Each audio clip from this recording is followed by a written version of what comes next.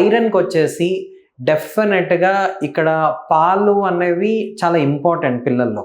ఇప్పుడు ఆవు పాలు అన్న దాటిల్లో కొంచెం ఐరన్ అన్న కంటెంట్ చాలా తక్కువ. ఆవు పాలు తీసుకునే పిల్లలు ఒక 8, 9 నెలల నుంచి అప్పుడప్పుడు ఆవు పాలు చాలా మందికి స్టార్ట్ చేసేస్తారు. కొంతమంది 12, 14 నెలల తర్వాత ఆవు పాలు అన్నవి స్టార్ట్ చేస్తారు. ఈ ఆవు పాలు అన్నవి స్టార్ట్ చేయడం వల్ల ఏంటంటే ఐరన్ కంటెంట్ తక్కువ ఉండడం వల్ల ఒక 6, 7 నెలల తర్వాత పిల్లల్లో ఈ ఐరన్ డెఫిషియన్సీ ఎనీమియా అన్నది చాలా మంది పిల్లల్లో చూస్తాం. ఇంకా అబ్జార్ప్షన్ అన్నది, ఐరన్ అబ్జార్ప్షన్ అన్నది కొంచెం సరిగ్గా లేని పిల్లల్లో వాళ్ళల్లో ఏంటంటే చాలా కైండ్ ఆఫ్ థింగ్స్ చూస్తాం. ఒకటి పైకా అంటారు దాన్ని, మట్టి తినడం, లేకపోతే కొంచెం గోడలు అవి కొంచెం నాకడం అట్లాంటివి, లేకపోతే బలపాలు ఇట్లాంటివి తినడం వల్ల ఏంటంటే ఐరన్ అబ్జార్ప్షన్ అన్నది పొట్టలో సరిగ్గా జరగదు.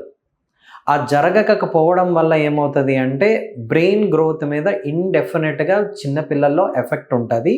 వాళ్ళల్లో ఏంటంటే లేజినెస్ ఎక్కువ అయిపోతుంది. 5 కిలోమీటర్లు పరిగెత్తాల్సిన బాబు 3 కిలోమీటర్లు మాత్రమే పరిగెత్తగలుగుతాడు. సో ఎలా అయినా కూడా ఇది ఇండెఫినెట్గా బేబీ యొక్క గ్రోత్లో డిఫెక్ట్గా కనపడుతుంది. విటమిన్ B12 అన్నది కాయగూరలు ఎక్కువగా లీఫీ వెజిటబుల్స్ అంటే గ్రీన్ కలర్లో ఉన్న వెజిటబుల్స్ అన్నీ తినగలిగితే దీని డెఫిషియన్సీని ప్రివెంట్ చేయగలుగుతాం. ఇది కూడా ఒక రకమైన ఎనీమియాని కాజ్ చేస్తుంది. మళ్ళీ ఏంటంటే కొంచెం గట్ హెల్త్ అన్నది కొంచెం బెటర్గా ఉంటుంది.